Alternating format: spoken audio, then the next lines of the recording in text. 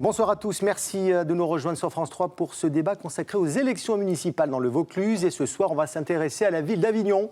Plusieurs thèmes seront abordés, l'attractivité économique de la ville, la sécurité, l'environnement et bien sûr la circulation et les transports, un dossier plutôt sensible du côté de la Cité des Papes. Autour de moi, 5 candidats qui ont accepté de débattre ensemble. Je vais donc immédiatement vous les présenter. Et je vais commencer par vous, Cécile L. Bonsoir. Bonsoir. Vous êtes la maire sortante, élue en 2014. Vous êtes candidate à un second mandat avec la liste Avignon, notre cœur, notre force. Face à vous, Anne-Sophie Rigaud. Bonsoir, madame. Bonsoir. Vous menez la liste d'Avignon à cœur, une liste soutenue par le Rassemblement national, la droite populaire et le CNIP. Frédéric Taquino, bonsoir. Vous portez les couleurs de la République en marche avec la liste Avignon, une ambition partagée. À côté de vous, Michel Bissière, vous êtes tête de liste d'Avignon en grand et vous êtes investi par les Républicains. Et enfin, Jean-Pierre Cervantes, tête de liste d'Avignon écologique, social et solidaire pour Europe Écologie Les Verts. Durant ce débat, 2 journalistes seront aussi à mes côtés. Daniel Morin, rédacteur en chef adjoint sur France Bleu Vaucluse, qui interviendra une quinzaine de minutes en début d'émission sur le thème des transports. Et puis Thomas Hirsch, directeur départemental de la Provence dans le Vaucluse, qui reviendra sur plusieurs points de votre programme. Merci à vous 5 d'être là. Vous avez 1 heure pour débattre. Je vous demanderai donc d'être le plus synthétique possible. Toute dernière chose, en fin d'émission, vous aurez 1 minute chacun pour conclure. Voilà, avant de débuter ce débat, on va un peu planter le décor avec les chiffres clés qui concernent la ville d'Avignon. On regarde ce résumé en images et on aborde le premier thème ensemble juste après.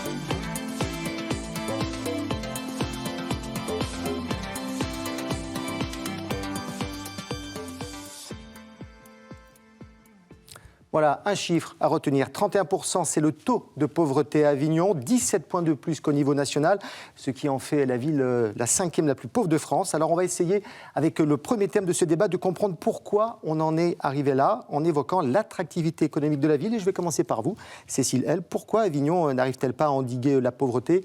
La ville n'attire plus les investisseurs ? Si, je pense que la ville, elle attire les investisseurs. Il y a plus de 3000 entreprises qui ont été créées entre 2014 et 2019.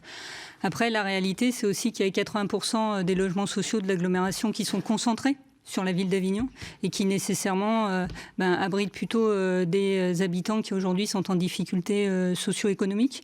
Par contre, la ville d'Avignon va bénéficier dans les 10 prochaines années d'une mobilisation exceptionnelle, notamment à travers le dispositif de renouvellement urbain qui va concerner tous les quartiers sud et les quartiers nord-est d'Avignon.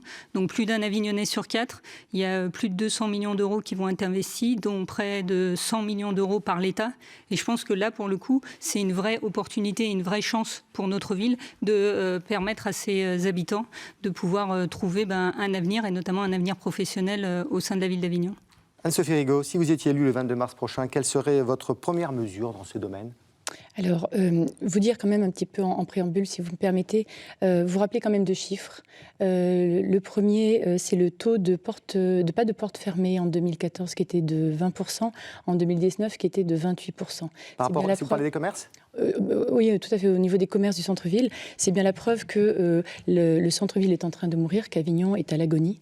Et il est urgent aujourd'hui d'agir et d'agir vite. J'avais un autre chiffre, c'était 100 rideaux, 100 commerces fermés sur 1000. Je ne sais pas si ça correspond à peu près, si c'est 10%. En plus, le chiffre qui est important, à mon avis, c'est qu'aujourd'hui, quand il y a 3 créations de commerce, il y a une seule fermeture. Et donc, on est sur une dynamique positive de la création du commerce au centre-ville. Donc ça, c'est des discours alarmistes qui sont tenus par Mme Rigaud et qui ne tiennent pas compte, en fait, de la réalité de la situation du centre-ville d'Avignon, qui est en train, au contraire, de retrouver une dynamique commerciale. Alors moi, je préférerais terminer, si vous permettez. En effet, il n'y a jamais eu autant de fermetures de rideaux que depuis que Cécile elle est au pouvoir. Moi, je vais vous donner juste un exemple. Voilà, la rue Carnot-Carrêterie, après la rue Thiers, maintenant c'est la rue des Marchands, et bientôt la rue Joseph Vernet qui va mourir à son tour. Donc bien évidemment, il va falloir que dès que l'on arrive aux affaires, on prenne les mesures qui s'imposent, des mesures pour un programme de revitalisation du centre-ville qui va passer par plusieurs décisions. L'accessibilité, il va falloir qu'on travaille sur l'accessibilité, le stationnement, parce que si on n'arrive pas à accéder au cœur de ville, bien évidemment, les gens ne reviendront pas dans le centre-ville. Il va falloir travailler sur la sécurité, sur la propreté, sur On reviendra sur la propreté un petit peu plus tard. Frédéric Taquino, pour redynamiser le centre-ville d'Avignon, vous souhaitez développer une politique de rachat des commerces laissés vacants. C'est ce que j'ai lu dans votre programme. Oui, ça consiste en quoi précisément ? Oui, en effet, l'attractivité, elle passe en effet par le fait de pouvoir réinstaller des commerces à Avignon. Mais avant de répondre clairement à votre question, pas uniquement. L'attractivité, c'est aussi transformer l'économie avignonnaise pour avoir une économie qui passe d'une économie dite présentielle, c'est-à-dire qui produit des biens uniquement pour les personnes qui sont installées sur le territoire, à une économie dite productive, c'est-à-dire attirer des entreprises qui vont créer de la valeur ajoutée. Donc ça, c'est fondamental, c'est créer des zones d'activité, développer, redynamiser certaines zones d'activité qui vont permettre à des entreprises de pouvoir s'installer et de pouvoir créer de la valeur ajoutée pour de l'emploi, etc. Pour répondre à votre question, oui, on a l'idée, notamment pour redynamiser, revitaliser le centre-ville, de dire la mairie, elle a ce pouvoir, via la préemption, de racheter certains beaux commerciaux et de pouvoir les louer à des tarifs très préférentiels à des personnes qui veulent s'installer pendant un an et demi, et ensuite on fait le bilan. Et ça crée pas un régime à deux vitesses pour les commerçants ? Alors, c'est ça l'idée. L'idée, c'est de trouver quand même un juste milieu pour pas que ça soit trop concurrentiel, c'est-à-dire qu'il y a des personnes qui vont être désavantagées par rapport à d'autres, et c'est de vraiment faire un bilan au bout d'une année et dire, est-ce que l'activité est viable ? Dans ce cas-là, on repasse à un montant de loyer normal. Si elle n'est pas viable, dans ce cas-là, on essaie de jouer la carte du turnover. Michel Bissière, alors vous souhaitez mettre en place, j'ai vu un manager du commerce pour le centre-ville. Alors, éclairez-nous. Un manager, non pas du commerce centre-ville, du commerce tout court. Du commerce tout court. On parle souvent du centre-ville, mais il ne faut pas oublier qu'il y a autant de commerce hors les murs que dans l'intramuros. Oui, c'est un manager qui permettra de piloter l'activité commerciale de la municipalité, qui sera un lien entre les commerçants et la ville, aussi bien les commerçants qui sont déjà en place que les commerçants qui veulent s'installer. Ce sera un petit peu une vitrine commerciale de la ville. Et donc ce manager qui sera indépendant, qui ne sera pas basé dans la ville, mais moi mon idée ce serait de le placer justement dans une de ces boutiques qui aujourd'hui est fermée, ce sera un petit peu l'ambassadeur de commerce de la ville. Vous souhaitez aussi, j'ai vu, miser sur des filières agricoles. En fait, on a trois zones d'activité sur Avignon, Courtine, Fontcouverte et Agroparc. Agroparc qui est celle qui est en train de se développer le plus rapidement. À la base, c'était des filières agroalimentaires qui étaient là, donc autant s'appuyer sur ce qui marchait déjà. Et puis on a une partie ceinture verte à Avignon, au sud d'Avignon, qui elle doit être dédiée au développement de l'agriculture. Jean-Pierre Savantès, d'Europe Écologie Les Verts, vous souhaitez développer, vous, des boutiques à laisser en centre-ville, pour les créateurs de commerce qui souhaitent se tester ? Oui, tout à fait. Donc il est possible d'avoir la possibilité de louer pour un prix modique un local, de façon à ce que quelqu'un qui veut s'essayer puisse l'essayer. Donc ça lui permettrait de tenter sa chance. Vous voulez aussi engager, j'ai lu un dispositif, en tout cas engagé, dans les dispositifs territoire zéro chômeur, mais la deuxième loi n'a pas été encore votée. Alors, la deuxième loi n'a pas encore été votée, mais pour l'instant, nous, on a un très bon rapport avec le député d'Avignon, et il nous a proposé de travailler avec nous sur les territoires zéro chômeur et sur les emplois francs. Je pense que ce sont deux dispositifs avec lesquels nous pouvons avancer, parce qu'il y a un vrai problème d'attractivité sur Avignon. Le fait aussi de vouloir créer une écocité, puisque c'est notre but, fait qu'il y a déjà un certain nombre d'investisseurs qui se disent « Oui, si Avignon est une écocité, on va vouloir investir ». On a même été contactés directement par des investisseurs venant d'Italie, nous disant qu'ils étaient prêts à investir à Avignon. Anne-Sophie Rigaud, donc vous parliez de la fiscalité. Est-ce que vous êtes pour les incitations fiscales, justement, pour attirer les commerçants dans le centre-ville ? Oui, notamment, nous avons l'intention de travailler sur le taux de CFE et mettre en place un taux de modularité. Donc c'est l'ex-taxe professionnelle, le CFE. Ex-taxe professionnelle, la contribution foncière des entreprises qui est décidée par le Grand Avignon, le PCI, et de manière à permettre à des entreprises de venir se réinstaller en centre-ville d'Avignon. Cécile Haël. La majorité municipale a voté lors d'un dernier conseil municipal la diminution de 15% de la taxe foncière pour les commerces de moins de 400 mètres carrés. Pour nous, c'était important de pouvoir justement les accompagner dans leur développement.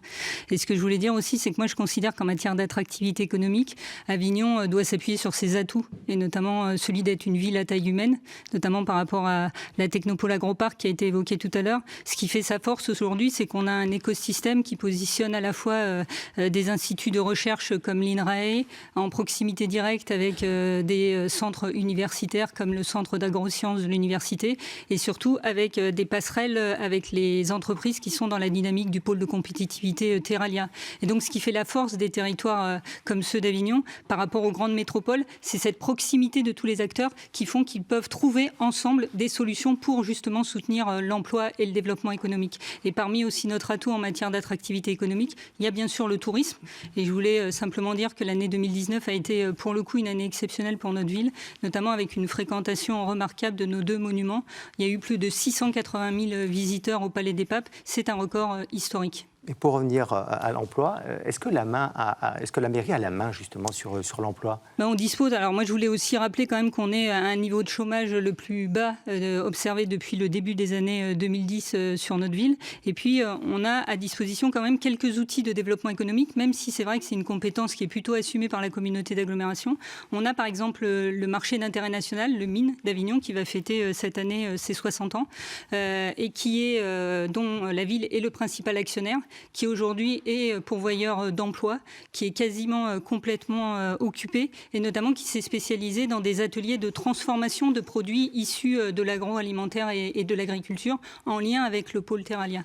Et puis on a aussi un village des métiers qui se situe dans les quartiers sud, et où là aussi on a travaillé notamment avec les chambres consulaires et la chambre de métiers pour revoir à la baisse justement la location et la vente de ces ateliers qui n'étaient pas tous occupés. Michel Bissière, qu'est-ce que vous pensez de ces propositions-là ? Oui, je rejoins en grande partie. De toute manière, il faut tout faire pour faire venir les entreprises. On a la chance d'avoir cette technopole sur Avignon. Autant utiliser nos moyens et mettre tous nos efforts sur le développement de ces activités-là. Jean-Pierre Cervantes, parce qu'on a parlé quand même du taux de pauvreté. C'est 5e ville la plus pauvre de France. Ce n'est pas rien. L'attractivité économique est au cœur quand même de vos différents programmes d'ailleurs. Tout à fait.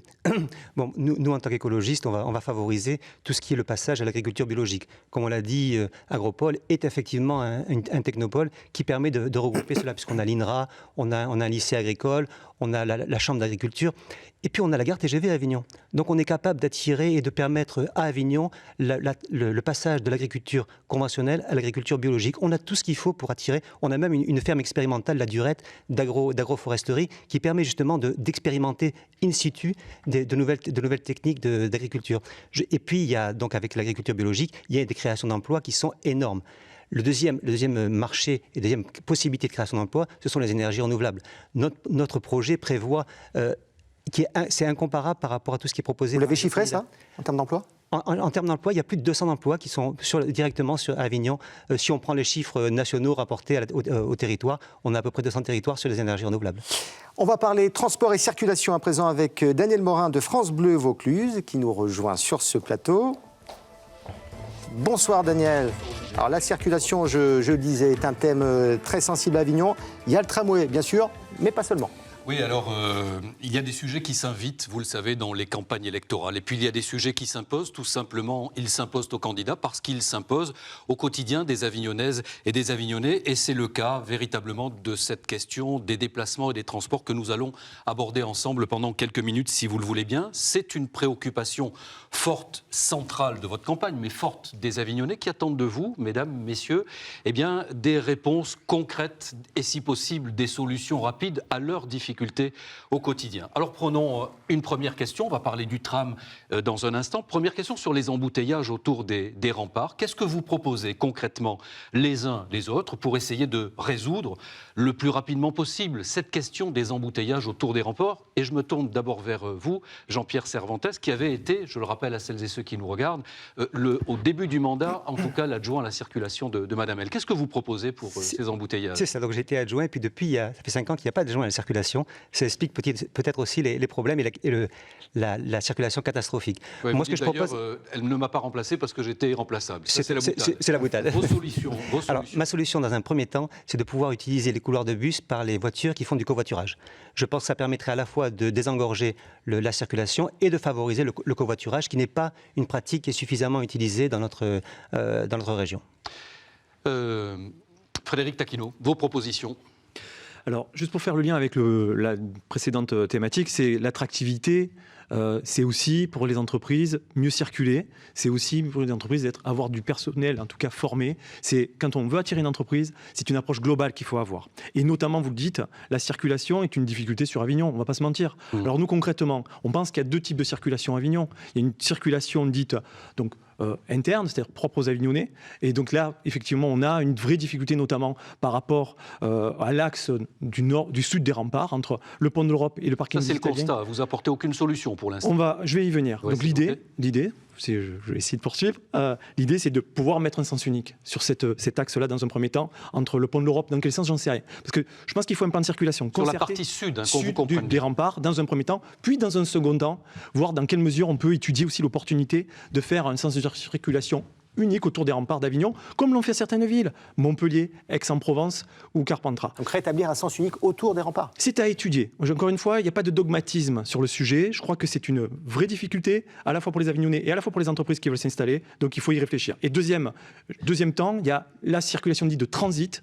Et là, ça pose la difficulté des camions et je pense qu'il faut effectivement prolonger l'Aléo. Et des compétences aussi, et compétences de l'agglomération, on va y revenir dans un instant. Anne-Sophie Rigaud, Michel Bissière, sur la question des embouteillages. La question du tour des remparts, elle revient à peu près dans tous vos programmes, ou presque. Michel Bissière, votre solution? Effectivement, je pense qu'il y a une urgence, parce que petit à petit, la ville s'asphyxie progressivement.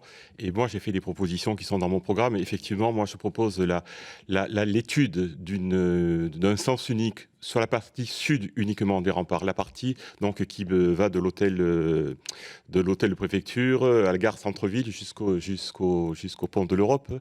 Il faut étudier cette possibilité. Ça sera rapide. En attendant, parce que le temps de faire la réflexion, les travaux, etc., moi, je propose la réutilisation des voies de bus, mais moi pour toutes les voitures, parce que quand matin, midi et soir, des gens qui vont travailler, des gens qui amènent leurs enfants à l'école se retrouvent coincés dans les bouchons, je pense qu'il faut trouver une solution. Donc moi je propose l'utilisation des voies de bus pour les véhicules, le temps qu'on fasse la réflexion, et puisque vous parlez également du tour des remparts, mais ça viendra dans ce second temps, moi je propose qu'on déplace la gare routière, qui aujourd'hui se situe entre Saint-Ruf et Montclar, et dont les bus toute la journée viennent se jeter dans le flux des voitures. Il faudra déplacer cette gare routière. Jean-Pierre Cervantes, vous, on rouvre également les voies de circulation aujourd'hui dédiées aux bus, mais pas à toutes les voitures, qu'à quelques voitures. Juste lesquelles? Le covoiturage, donc les voitures où il y a plus de 3 personnes dans la voiture. Sur les couloirs de bus.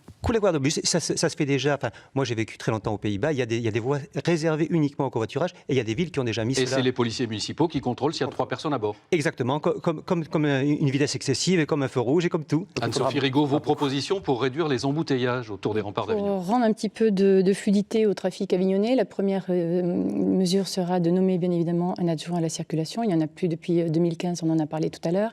La deuxième proposition sera de faire une étude de circulation à l'échelle de la ville. La dernière remonte à une vingtaine d'années, donc il est urgent d'en refaire une. Ouvrir la voie palière en rocade sud de manière à désengorger toute la ceinture verte. Poursuivre bien évidemment les pistes cyclables, multiplier le nombre d'anneaux et entretenir la voirie, parce que c'est un véritable problème aujourd'hui sur Avignon. Créer des places de stationnement, ça c'est inévitable si on veut rendre toute son attractivité au cœur de ville. Je pense également à déplacer la gare routière, mais je pense à faire aussi une étude de circulation sur le garage municipal où se trouve la fourrière, qui sera très prochainement aux portes du terminus de la phase 2 du tram. à Saint-Lazare. Ça fait beaucoup d'études, si je vous entends bien. Toutes les études n'enlèvent pas les bouchons. Voilà, et enfin, oui, non, mais ça va permettre de résoudre à moyen terme les problèmes aujourd'hui de trafic et de congestion sur Avignon. Et la dernière chose, c'est de faire aboutir le projet de la Léo, la liaison Est-Ouest. On va en parler. Voilà, bon, d'accord. On va en parler absolument parce que c'est une compétence importante également. Madame L, vous n'en parlez pas, vous, de cette modification du sens des remparts du tout dans votre programme, où je vous ai mal lu. Ça veut dire que pour vous, ce n'est pas une solution, que ça a déjà été étudié, que ça ne débouchera pas? Non, mais je crois que l'important pour une ville et une agglomération comme la nôtre, déjà, c'est d'avoir pour objectif de diminuer la circulation automobile. Parce que tout le monde parle de l'urgence climatique, des enjeux environnementaux, mais on sait aujourd'hui que ce qui impacte le plus justement ce changement climatique, c'est la circulation automobile. Donc moi, mon objectif, c'est de diminuer cette circulation automobile. Quitte à ce qu'il y ait des bouchons. Le choix qui a été fait par le Grand Avignon, c'est de développer du transport en commun en site propre, que ce soit à travers les chronopes ou le tram, et il a bien fait de le faire. Mais en faisant ça, il a pris de la place à la voiture sans chercher à diminuer le flux de voitures qui entrent quotidiennement ou par transit au sein de la ville d'Avignon. Et donc, moi, ma priorité première, c'est de créer des parkings relais en entrée d'agglomération, parce qu'aujourd'hui, c'est ça qui crée la saturation et c'est ça qui crée les bouchons. Donc, et les parkings relais, c'est compétence Grand Avignon, on le signale. D'accord, mais on propose, parce que les déplacements urbains sont en gestion du Grand Avignon. Le PDU, il est en gestion du Grand Avignon. Et donc, ces parkings relais, l'objectif, c'est de capter les voitures en amont de l'entrée dans la ville d'Avignon pour qu'effectivement, ensuite, il y en ait moins qui pénètrent dans la ville. Et pour ce qui est du Tour des Remparts, moi, je propose l'apaisement du Tour des Remparts. Donc, je considère que 2 voies de circulation telles qu'elles sont proposées aujourd'hui dans la partie sud sont une solution qui va permettre et qui permet, je le rappelle aussi, de diminuer la pollution atmosphérique, puisque le Tour des Remparts, comme le centre-ville, avant la mise en place du plan de circulation, était parmi les secteurs les plus pollués de notre ville, avec la rocade Charles de Gaulle. Alors, je vous prends au mot. Le plan de circulation, la ville s'est donc dotée l'été dernier, le 5 août dernier, d'un nouveau plan de circulation. Je vais vous demander, mesdames, messieurs, ce que vous en pensez, parce que est-ce qu'il faut le revoir, et le revoir finalement pour quelles raisons? Madame L d'abord, est-ce qu'il vous donne satisfaction, ce plan que vous avez décidé l'été dernier? Écoutez, nous, le constat qui a été fait via une étude, donc il y a bien des études de circulation qui ont été conduites au sein de la ville, et notamment concernant ce centre-ville, c'est qu'il y avait 30% des véhicules entrant dans le centre-ville qui ne cherchaient qu'à en sortir et qui considéraient que le centre-ville, moyenâgeux, historique, nous permettant d'être inscrit au patrimoine mondial de l'UNESCO, était un raccourci. Et donc, on a tout mis en œuvre pour permettre à ce qu'on accède encore au centre-ville, mais par un système de boucle, et qu'on coupe effectivement cette circulation de transit. Depuis 6 mois que ce plan de circulation a été mis en application après concertation avec les habitants, il y a 25% du trafic qui a diminué et qui se traduit par 25% de pollution en moins dans ce centre historique. Donc on comprend, on entend ce soir votre satisfaction, mais vous êtes la seule à se satisfaire, autour de cette table en tout cas, de cette nouveauté du plan de circulation. Morin, mais moi je rencontre beaucoup de résidents du centre-ville qui se satisfont de ce nouveau plan de circulation. Autour de cette table, D'accord, oui. On va écouter. J'ai précisé autour de cette table. Monsieur Taquino et après Anne-Sophie Rigaud. Monsieur Taquino, vous dites-vous, c'est une catastrophe ce plan. Il a aggravé la situation. Pourquoi dites-vous ça? Oui, pour les Avignonnais, je pense que c'est compliqué. N'employons pas des termes. C'est les vôtres. Oui, mais voilà, je pense qu'effectivement, il y a une vraie difficulté qui aujourd'hui pollue la vie des Avignonnais au sens premier même du terme. Pourquoi? Parce que cette circulation, le fait que ce soit pas fluide, engendre en plus des désagréments au point de vue de la santé de par la pollution. Moi, je pense que c'est une approche globale. Évidemment, le sens de l'histoire, c'est progressivement de bannir la voiture des centres-villes. On est tous d'accord sur ça. Mais je pense qu'il faut avoir une approche équilibrée et progressive et concertée. C'est installer des parkings relais, donner des alternatives aux Avignonnais. Si on n'offre pas d'alternative, il est évident, moi le premier, j'utilise ma voiture parce que si je ne peux pas garer ma voiture et si je ne peux pas prendre une tram ou un bus qui m'amène là et avec une vraie fréquence à un tarif acceptable et avec un maillage du territoire qui va me convenir, je ne m'utiliserai toujours. Vous n'avez pas répondu à ma question. Vous revoyez le plan de circulation si vous êtes élu? La réponse est oui. Anne-Sophie Rigaud. Anne-Sophie Rigaud, Michel Bissière, et ensuite je passe à l'antenne. La réponse est oui, bien évidemment. Je voudrais quand même revenir un petit peu en arrière, rappeler l'épisode de l'année dernière, au mois d'avril, du camion qui s'est encastré sous le pont d'Avignon et qui, pendant 3 mois, a congestionné tout le cœur de ville. Rappeler également qu'au mois de juillet, il y a 2 rues, notamment dans Ceinture-Verte, qui ont été fermées, rue des Provençales et rue des Pêcheries, qui ont congestionné tout le quartier sud, Ceinture-Verte d'Avignon, et qu'en plus de ça, le 5 août, le plan de circulation a changé dans le centre-ville d'Avignon. permettez-moi de terminer, sans que les acteurs économiques, locaux et culturels du cœur de ville aient été associés. Donc bien évidemment, il va falloir reprendre ce plan de circulation.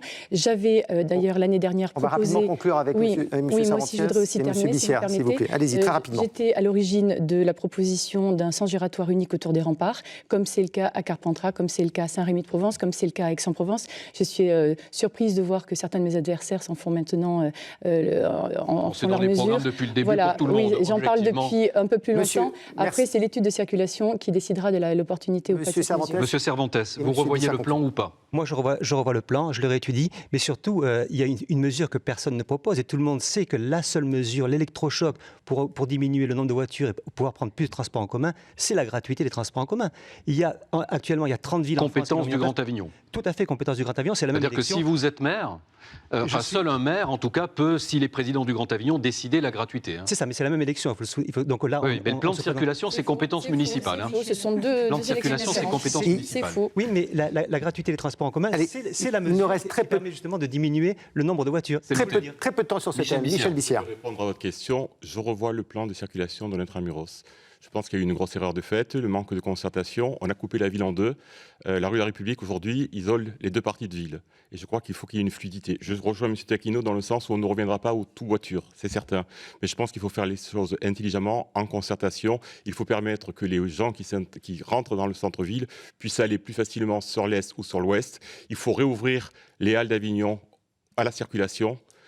Il faut que la baladine, les Avigneux savent ce que c'est, que la baladine qui circule dans le centre-ville puisse circuler sur la totalité de l'intramuros. Il faut aérer la ville, il faut réouvrir la ville, il faut revoir le plan de circulation. Un mot sur le on conclut en 30 secondes. Allez, 30 secondes sur le tram, c'est très important parce que les élus, futurs élus du Grand Avignon vont devoir se prononcer pour ou contre le tram. 30 secondes, ça justifie un petit tour de table pour l'extension ou pas du tramway, du réseau. Pas de tour de table, pas de tour de table. Ah bon, oui ou non? Alors, tout à fait pour l'extension. Voilà, oui ou non. C'est ça qui va donner la vraie cohérence, pouvoir relier le réseau actuel. Oui, tout à fait. La réponse est oui. La tranche 2 a déjà été votée, oui pour la tranche 3. Cécile. La tranche 2 a déjà été votée avec une augmentation du versement transport, donc 4 millions de plus qui seront prélevés sur les entreprises de plus de 10 salariés. Mais moi, je reste persuadée que c'est la solution, c'est du bus à haut niveau de service qui permettra de faire des lignes. Il faut qu'on passe au thème suivant. En termes de kilomètres. Frédéric Taquino, oui ou non? Oui, absolument, oui, jusqu'à la gare. Oui, 3 fois oui, il faut qu'il se développe. Merci Daniel Morin de France Bleu Vaucluse. Merci. Alors, troisième thème sur lequel vous allez débattre, il s'agit de l'environnement. Et on va entendre d'abord les Avignonnais à ce sujet. Trouvent-ils leur ville propre? Qu'attendent-ils des candidats? On les écoute. Bon, je trouve qu'Avignon n'est pas très propre. On s'en plaint beaucoup. Il y a des rats. Bon, après, je sais que ce n'est pas la seule ville en France où il y a des rats. Mais je pense que c'est cette action-là qui devrait être mise en œuvre. La priorité, ça serait la propreté de la ville. Ça y est, mais les gens ils sont négligents. Il y a souvent trop d'encombrants qui restent pendant des semaines entre deux passages cloutés qui sont sous nos fenêtres en plus. Cécile, les Avignonnais ne sont pas tendres. Est-ce que vous avez fait le maximum? Le tri sélectif, par exemple? Le tri sélectif, donc ça dépend du Grand Avignon. Enfin, je le dis, c'est pas pour jeter la balle à quelqu'un d'autre, mais quand même. Donc nous, en tout cas, en matière de propreté urbaine, on a essayé de faire le maximum. Après, je pense qu'il faut aussi constater qu'il y a encore beaucoup trop d'incivilité et de comportements inciviques de la part d'un certain nombre d'Avignonnaises et d'Avignonnais. Il nous faut travailler dessus. Je pense par des opérations de sensibilisation. On en a conduit, notamment vis-à-vis des jeunes générations. Je pense aussi par Quelles sont-elles? Par exemple, des opérations quartier propre, voilà, avec tout le monde qui met le t-shirt, qui prend les pinces pour aller ramasser, parce que je pense que c'est une mobilisation à la fois citoyenne, mais c'est aussi de dire ceux qui ont ces comportements inciviques, notre ville, on l'aime et elle mérite mieux que d'avoir des encombrants dans chaque coin de rue. Après, moi, ce que je veux dire, c'est que cette propreté urbaine aujourd'hui, telle qu'elle est gérée par la ville d'Avignon, elle bénéficie de moyens à la fois humains et de moyens aussi en véhicules qui ont été renouvelés parce que ces véhicules étaient vieillissants. Et après, je pense qu'il faut qu'il y ait une bonne articulation avec le Grand Avignon qui, lui, s'occupe de la collecte et notamment du ramassage des encombrants. Mais là, moi, je suis là pour dire aussi que la ville, elle se substitue de plus en plus au Grand Avignon quand il y a le constat d'un service non fait. Et la dernière chose que je voulais dire, c'est qu'on a développé à l'échelle de la ville près d'une centaine de sites de containers enfouis parce qu'on pense que c'est aussi une solution d'une part pour inciter au tri, voilà, des citoyens, mais aussi c'est une solution par rapport aux problématiques notamment de rats et de nuisances olfactives qui peuvent être générées par les containers de roulettes en surface. Anne-Sophie Rigaud, j'ai lu sur votre compte Facebook que vous vouliez remédier aux dépôts sauvages. Il y en a beaucoup à Avignon ? Énormément. C'est impressionnant depuis 2-3 ans, des dépôts sauvages partout, que ce soit en Ceinture Verte, que ce soit à la Barthelasse, que ce soit en centre-ville, que ce soit au Pont des Deux Eaux, que ce soit à Montfavet. Il y en a absolument partout. Ça s'est aggravé depuis l'été dernier et rien n'est fait pour y remédier.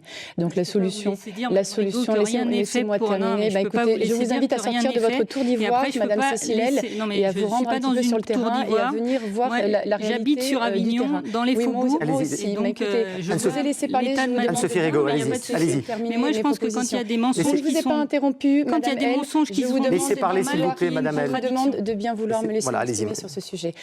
Propreté, compétence double, municipale et communautaire. Municipale, il va falloir bien évidemment entretenir davantage nos rues qui sont sales. Voilà, c'est un constat, il n'y a pas assez de poubelles. Vous voulez créer une brigade de propreté, c'est ça ? Une brigade de propreté, et puis surtout, quand il y a des problèmes notamment de rats dans le centre-ville, comme c'est le cas aujourd'hui sur Avignon. Moi, quand on me répond en mairie, il y a 2 campagnes de dératisation par an, c'est légal, on n'en fait pas plus. Et s'il en faut 3, on en fait 3, s'il en faut 4, on en fait 4. Mais on ne laisse pas la ville comme ça en proie aux nuisibles. Concernant les dépôts sauvages, pour répondre à votre question, c'est une compétence qui relève du Grand Avignon. Moi, j'ai dans mon programme la mise en place mensuelle de bennes dans tous les quartiers d'Avignon, de manière à ce que les gens puissent mettre leurs encombrants dans ces bennes et non plus en faire des dépôts sauvages à chaque coin de rue. Voilà. Et puis, juste pour terminer aussi, repenser aussi la collecte des ordures ménagères qui n'est pas satisfaisante aujourd'hui sur Avignon. Les horaires ne correspondent pas aux besoins d'Avignon. Michel Bissière, est-ce qu'Avignon est une ville propre ? Les villes du Sud sont généralement plus sales que les villes du Nord, mais Avignon est particulièrement sale, effectivement. Il y a des choses à faire. Il est vrai que... Je ne sais pas si Montpellier est plus sale qu'une autre ville dans le Nord. Peut-être un peu moins, de même qu'Aix, mais enfin bon. La difficulté, effectivement, bien que le fait qu'il y ait une séparation de compétences entre la collecte et la propreté.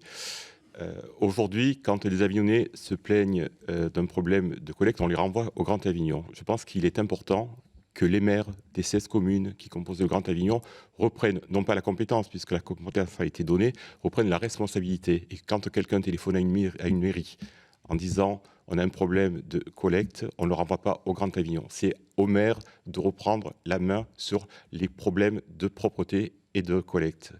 Il y a beaucoup de choses à faire, effectivement. La collecte, c'est le Grand Avignon, c'est pas la mairie. Je sais bien, mais ça n'empêche pas que le maire doit reprendre la main en disant je m'occuperai du dossier, je m'occuperai du problème. Alors vous souhaitez... C'est pas de sa compétence, donc je ne vois pas comment ils font. Tout à l'heure, qu'on se substitue, les Avignonnais, quelque part, ils paient 2 fois parce qu'ils payent pour avoir le service de collecte via la TOM qu'on paye tous, et en même temps, on paye à travers nos impôts, puisque des fois, c'est le service de propreté urbaine de la ville qui va se substituer à la non-intervention de service de la collecte par le Grand Avignon. Dans votre programme, justement, vous voulez améliorer le tri des déchets grâce à des dispositifs incitatifs comme le cumul de points. Oui, c'est ça. C'est quelque chose qui existe dans d'autres villes. Donc, il y a des dispositifs. Plus tu fais du tri sélectif, plus tu as de points. Et tes points te permettent d'avoir soit des bons d'achat dans les commerces avignonnais, soit de permettre de faire des dons à des associations. Frédéric Taquino, comment améliorer la propreté dans le centre-ville d'Avignon ? Je crois que beaucoup de choses ont été dites, mais force est de constater, malgré toutes les bonnes volontés qui ont été mises en œuvre, que ça ne satisfait pas les Avignonnais. Donc effectivement, il y a un vrai sujet qu'il va falloir en tout cas traiter, et je pense rapidement. Moi, ce sur quoi je peux miser, au-delà de tout ce qui a été dit et auquel j'adhère, la cohérence entre le Grand Avignon et Avignon, le fait de peut-être remobiliser certains aussi agents territoriaux de la mairie et du Grand Avignon. Mais chacun se renvoie la balle avec le Grand Avignon. C'est ça un peu le sujet. Donc je crois que c'est incompréhensible pour l'Avignonnais. Moi, j'habite en centre-ville et des fois, je ne comprends pas pourquoi, lorsque la personne qui fait la collecte fait tomber des détritus, ne le ramasse pas parce que ce n'est pas dans sa compétence, on dit que c'est au nettoiement. Bon, peu importe, ce n'est pas le sujet. Le sujet, c'est comment on règle le problème. Ça, c'est la première chose. Alors, un des thèmes qui me paraît intéressant, c'est aussi se dire comment on fait de la prévention par rapport à ça. Il y a l'action qu'on peut faire qui est curative et l'action préventive, c'est aussi sensibiliser. Les brigades de propreté existent, c'est comment on renforce leur action. Et un truc tout bête, il y a un truc je trouve qui est bien, les conteneurs enfouis, c'est parfait, mais on trouve à côté des conteneurs enfouis des personnes qui mettent leur sac poubelle à côté. Mais pourquoi ? Tout simplement parce que les personnes ne sont pas informées. C'est un problème de communication, d'information, que certains sacs ne rentrent pas. Donc il faut faire de la pédagogie. Jean-Pierre Cervantes, alors vous souhaitez créer une brigade d'intervention mobile de l'environnement ? Oui, une brigade d'intervention rapide. Mais je voulais juste revenir quand même sur le fait que c'est insupportable pour les Avignonnais d'entendre une fois c'est la ville, une fois c'est le Grand Avignon. Et moi, je ne crois pas que ce soit la ville qui doit se substituer. Ça ne peut marcher que s'il y a une coopération entre les deux. Et moi, je souhaite que l'adjoint qui soit en charge de la propreté à la ville soit aussi un vice-président au Grand Avignon. Et il est normal que la ville-centre ait la présidence du Grand Avignon.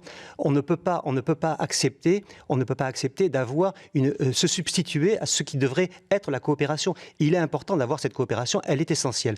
Et moi, je souhaite justement qu'il y ait une brigade d'intervention et que cette brigade d'intervention rapide puisse rapidement enlever les détritus. Pourquoi ? Parce que plus il y a de détritus, plus on en met. Et donc elle se substituera bien au Grand Avignon. Elle ne se substituera pas, justement. Elle sera faite sur du dépôt sauvage, elle se substituera au Grand Avignon. Justement, non. Ce sera la compétence du Grand Avignon qui permettra d'intervenir sur la ville d'Avignon. C'est l'inverse que je propose. Sur les dépôts sauvages dans un délai de 15 jours. Qui peut supporter d'avoir un dépôt sauvage au coin de sa rue pendant 15 jours? En tout cas, c'est ce que vous avez supporté. Parce que c'est ce qui se passe actuellement. On a négocié avec eux, effectivement, Mais vous n'avez mal négocié. Où il y avait un engagement de 5 jours. Madame El, vous vous êtes opposé systématiquement au président du Grand Avignon. Et c'est ça qui a fait tout le mandat a été... Tout le mandat a été... Vous le savez très bien, Madame El, vous le savez très bien. Sur les trams, sur les déchets, sur l'ensemble des compétences. Vous avez la compétence économique. On va passer au thème suivant. Avec le Grand Avignon. Allez-y, Monsieur Cervantes. Moi, je pense qu'il ne faut pas non plus... Vous êtes la première vice-présidence au Grand Avignon, vous avez la présidence de l'économie et vous n'avez rien fait. Donc la ville est restée sale. Vous avez votre adjoint à la ville qui ne s'est pas occupé.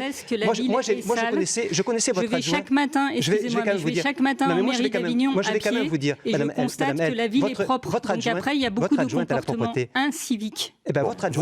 Vous ne serez pas d'accord. On n'a rien fait pour améliorer le tri sélectif. On va passer au quatrième thème, la sécurité. Il y a beaucoup de thèmes à aborder sur Avignon. Donc la sécurité. Frédéric Taquino, vous avez dénoncé le manque de coordination en matière de sécurité. Vous avez même déclaré on a un problème de sécurité dans cette ville où il est compliqué de se promener le soir. La ville est aussi peu sûre que cela ? Oui, depuis des années, c'est pas nouveau. On a toujours, lorsque vous rayonnez un peu au-delà d'Avignon, on dit Avignon, c'est une ville qui est insécure, une ville où le soir il fait pas bon de se promener.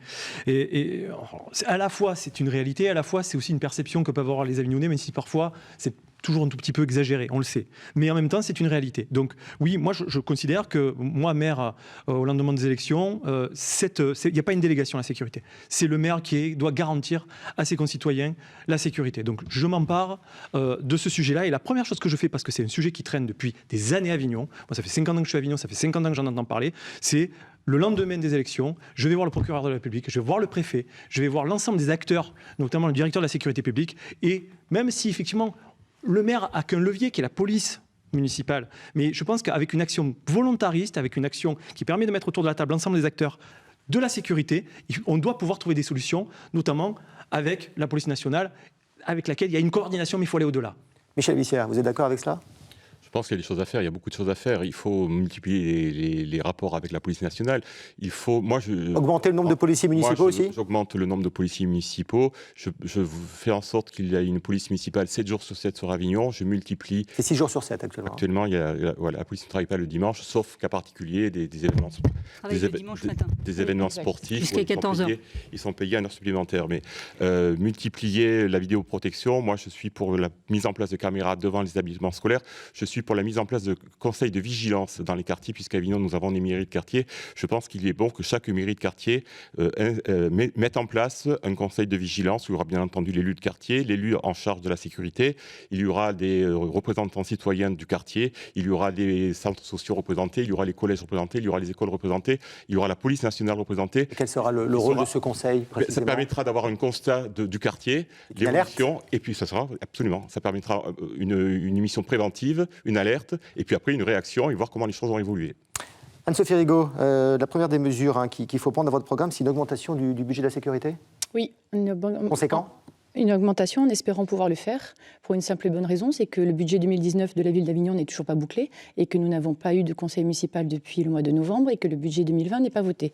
Permettez-moi rapidement, puisque je ne me suis pas exprimée depuis un moment, de vous faire part quand même d'un échange de mails que j'ai reçu, qui m'a été transmis et qui me dit qu'à ce niveau d'alerte, vu la gravité de ce qui est reproché à la ville, c'est toute une organisation qui a failli, qui a planté. D'où vient ce mail, de qui? Voilà, peu importe d'où vient ce mail. Mais Le vous trésorier municipal parlait quand même de péril, d'urgence, de danger, de honte. Aujourd'hui, nous avons des caisses de la ville qui sont vides, donc nous ne savons pas dans quel état nous allons récupérer les caisses de la ville. Mais il faut arrêter de dire n'importe quoi, Madame Rigaud. Vous Écoutez, dites Madame, que le budget de 2019 tout à l'heure, je ne vous coupe pas la parole, non, mais parce je vous laisse vous dites n'importe quoi, donc c'est impossible de laisser dire n'importe quoi, notamment sur des sujets aussi importants que le budget de la ville. Le préfet de Vaucluse. Excusez-moi, mais en 2014, la ville, elle devait être mise sous tutelle, elle ne l'a pas été. Nous avons tous les indicateurs budgétaires. Allez-y, Anne-Sophie Rigaud.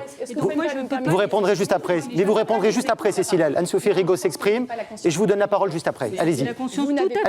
Allez-y, Anne-Sophie Rigaud. Et vous êtes en train de confondre situation comptable et situation budgétaire, ce qui est très grave pour quelqu'un qui veut devenir maire d'Avignon. En fonction de ce que l'on trouvera en arrivant, bien évidemment, nous augmenterons le budget municipal de la sécurité. Nous avons dans notre programme le recrutement d'agents de police municipale de manière à pouvoir passer sur une présence 7 jours sur 7, 24 heures sur 24. Il faudra bien évidemment renforcer, en plus des effectifs de police, les moyens de police.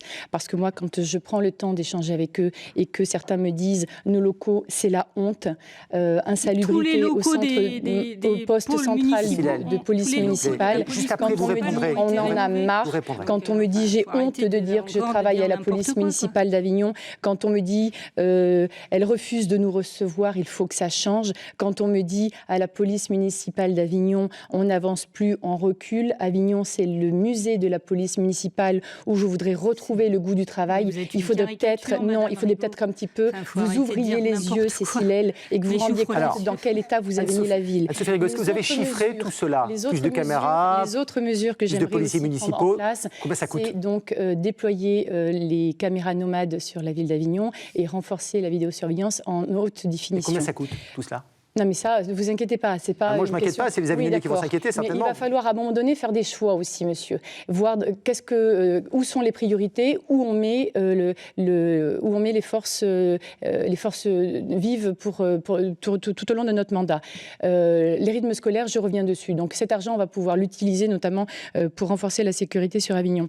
La brigade cynophile, elle a été supprimée pendant le mandat de Cécile L. Nous allons la faire renaître. Nous allons également demander au ministre de l'Intérieur de placer certains quartiers d'Avignon, quartiers sensibles, en QRR, quartiers reconquête républicaine. Parce que, permettez-moi de le dire, il y a certains quartiers aujourd'hui qui sont en proie à la violence, à des trafics de drogue, à des trafics de stupéfiants. Je voudrais juste, si vous permettez... Très rapidement, après je passe la parole à M. Cervantes que le jeudi 12 décembre, il y a eu un règlement de compte en pleine rue sur Avignon, devant une école où ont été confinés 600 enfants. 60000 enfants. Moi, je me suis rendue sur place. Et vous le savez parfaitement, Madame Rigaud, j'ai été la seule à aller... sur les non, peurs absolument pas. Absolument pas. Merci. Monsieur Cervantes, Jean-Pierre Cervantes, en période électorale. S'il vous plaît. Et ensuite, une fois que vous êtes élu, vous n'allez pas protéger cette population. Anne-Sophie Rigaud et Cécile L, s'il vous plaît. Jean-Pierre Cervantes va s'exprimer sur la sécurité. S'il vous plaît. S'il vous plaît. Jean-Pierre Cervantes, j'ai vu que vous vouliez créer une application mobile capable de signaler en direct au service de police toute tentative d'agression ou d'incivilité. Exactement. Nous pensons qu'il faut regrouper les services de la police municipale et de la police nationale. Donc on veut créer une maison de la tranquillité. Cette maison de tranquillité, justement, permettra d'orienter les différentes plaintes qui seront proposées, qui seront annoncées. Par exemple, s'il y a une agression quelque part, eh bien, il sera possible aux Avignonnais, grâce à cette application, de pouvoir signaler une agression en temps réel, en géolocalisation. Ça ira directement sur cette maison qui identifiera si c'est de la compétence de la police nationale ou de la police municipale. Moi, je pense qu'on a un effectif qui est suffisamment grand à Avignon de la police municipale. Par contre, il y a un véritable malaise. Il y a un véritable malaise dans cette police.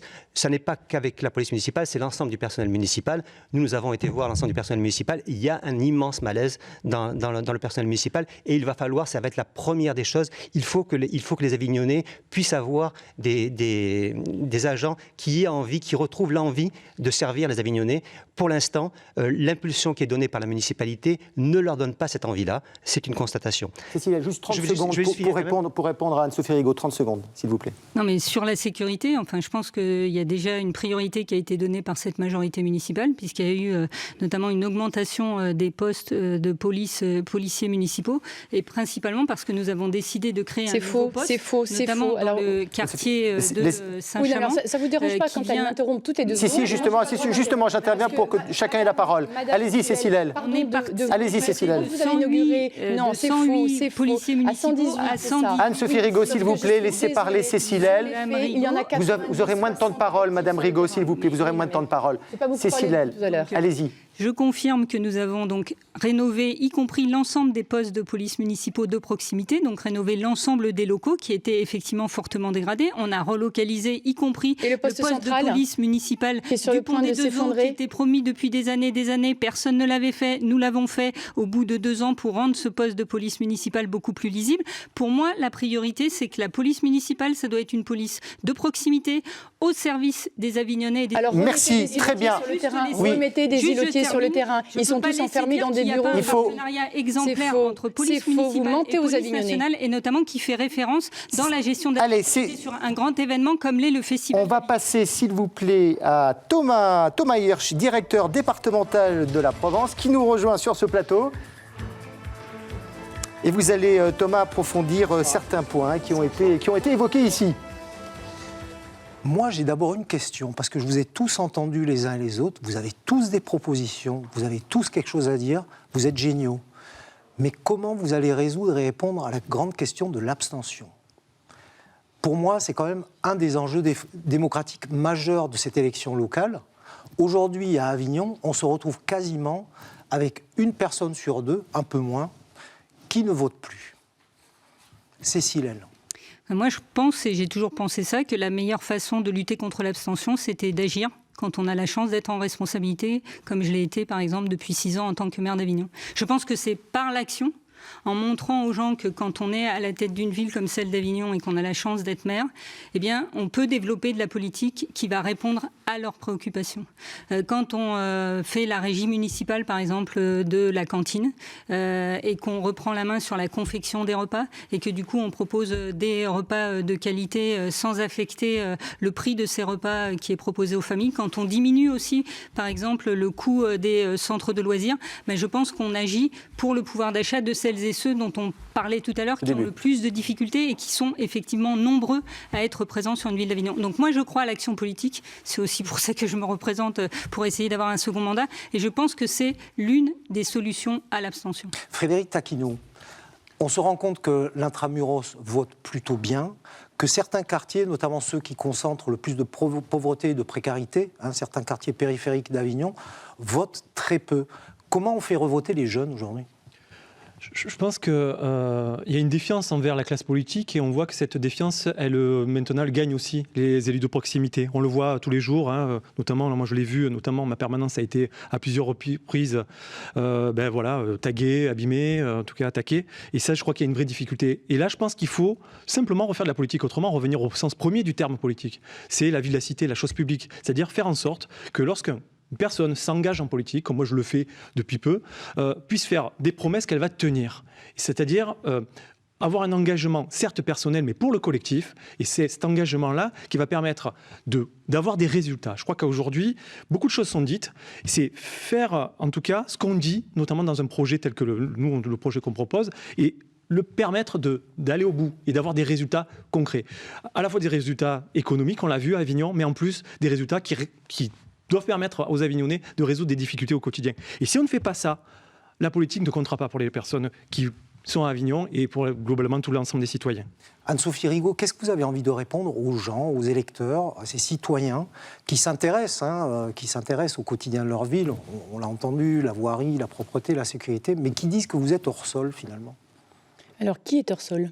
Moi, j'ai envie de vous retourner la question. Les politiques au sens large. Les politiques qui sont aux affaires depuis des années et qui nous ont mis une ville d'Avignon dans cet état-là. Voilà. Là, ce sont les véritables responsables de cette situation. Donc, quand en effet vous dites qu'il y a un Français sur deux ou un Avignonnais sur deux qui ne se déplace plus, nous savons qui sont les véritables coupables. En revanche, permettez-moi de vous dire, les deux élections qui mobilisent le plus les Français ou les Avignonnais, ce sont les présidentielles et les municipales. Et là, je vous prédis une mobilisation importante cette fois-ci, parce qu'il y a un véritable rejet du maire sortant et il y a un véritable rejet de la politique qui a été menée depuis. On prend rendez-vous. Vous n'avez plus beaucoup de temps de parole. Anne-Sophie Rigon a passé à M. Cervantes, M. Taquino et M. Bissière. Oui, vous avez beaucoup parlé et mangé sur votre temps de parole, c'est pour ça. M. Cervantes, M. Taquino. Jean-Pierre Cervantes, comment on fait revenir les gens aux urnes aujourd'hui ? En s'occupant de leur quotidien. En s'occupant de leur quotidien, en leur proposant des solutions très claires. Moi, par exemple, quand je vois que 80% des conseils d'école ont demandé le retour à la semaine des 4 jours et que ça n'est pas le cas, ben moi je dis qu'effectivement, quand on sent que l'autorité en place ne les écoute pas, on n'a plus envie d'aller voter. Et puis ce qu'il faut, c'est proposer des choses enthousiasmantes. Quand on propose la gratuité des transports en commun, c'est vrai que ça enthousiasme les gens, ça va les faire venir, ça va les faire aller voter, parce que c'est important, ils sauront que demain peut être meilleur qu'hier. On dit hier c'était mieux. Non, moi je veux que demain soit meilleur. Et avec la gratuité des transports en commun, avec une ville qui est une ville plus verte, avec une ville qui est une ville plus sûre, avec une ville où on a envie d'avoir des événements. Moi je veux faire revenir un grand marché de Noël. Donc je veux que les gens aient envie au quotidien. Je veux régler des petites choses du quotidien, avoir plus de toilettes publiques, avoir plus de parcs justement où il y a des jeux pour les enfants. Voilà, c'est les choses du quotidien. C'est ça qui importe pour les Avignonnais. Ils iront voter si on le fait ça. S'il vous plaît, merci. Michel Bissière, est-ce que vous êtes en phase avec les électeurs à Avignon ? Voilà. Je suis en phase avec les électeurs, en tout cas j'essaie de les rencontrer, de discuter avec eux. Je pense qu'aujourd'hui il y a un manque de dialogue, il y a un manque de communication. Les décisions sont prises bien souvent sans qu'il y ait échange, sans qu'il y ait concertation. Et je crois qu'il faudrait qu'on soit en campagne toute l'année. Il faudrait que les élus soient sur le terrain toute l'année. Il faudrait que les élus soient sur les marchés toute l'année. C'est ce qui manque. Et oui, Michel, écoutez, c'est notre cas. Moi, je vais sur les marchés pas toute l'année, mais quand j'y vais, je ne vois pas toujours. Donc, il faudrait que régulièrement, les gens soient sur le marché. Il faut écouter les Avignonnais. Il faut expliquer ce qu'on promet, ce qu'on veut faire. Il faut...